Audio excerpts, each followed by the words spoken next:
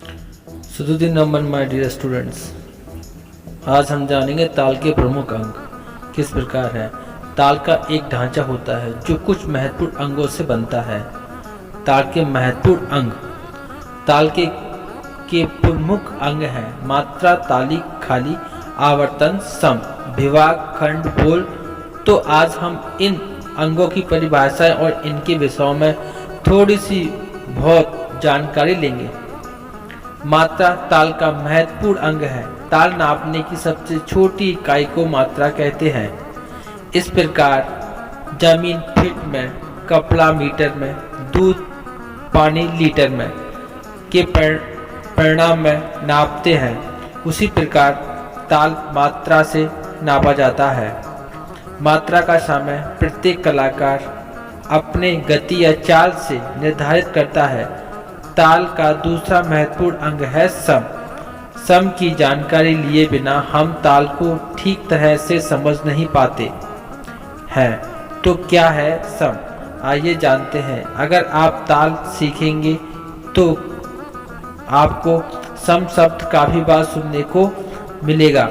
सम यानी ताल को पहली मात्रा, जी हाँ, ताल की पहली मात्रा को ही सम कहते हैं। प्रत्येक ताल का आरंभिक बिंदु यानी सम।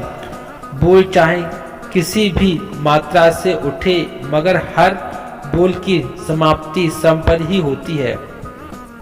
एक साधारण उदाहरण से समझें जिस प्रकार से हम घर से निकलकर घूम फिरकर फिर सारे काम निपटाकर घर पे वापस आते हैं, तो हम शास्त्रीय संगीत की परिभाषा में यह कह सकते हैं कि घर हमारी सम है। ताल प्रस्तुति में नर्तक विभाग लयकारी बोल नाचकर फिर सम पर आता है, तभी उसे सही प्रस्तुति माना जाता है। अगर हम 1.5 घंटे 2 घंटे भी नृत्य करते हैं तो आप सम पर नहीं आएंगे, तो आपकी प्रस्तुति का कोई महत्व नहीं रहता है।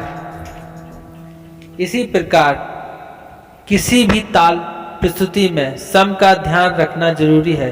ताल का अगला अंग है आवर्तन। ताल शिक्षण लेते समय आवर्तन का उल्लेख आपको शिक्षक या गुरु जरूर करेंगे। ताल की मात्राओं का सम से लेकर एक बार प्रयोग कर फिर सम पर आने से ताल का जो एक चक्र पूर्ण होता है वह आवर्तन कहलाता है। आवर्तन यानी घेरा या चक्र।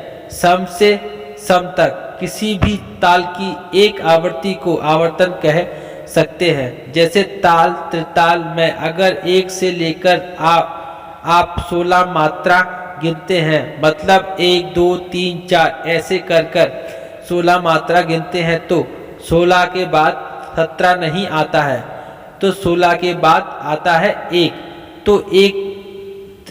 तो एक ये त्रिताल को सम मानी जाती है। तो बच्चों, आज की क्लास हमने ली। आज ताल के सम, मात्रा, आवर्तन, इन अंगों की जानकारी ली। आगे के वीडियो में कुछ और जानकारी देंगे।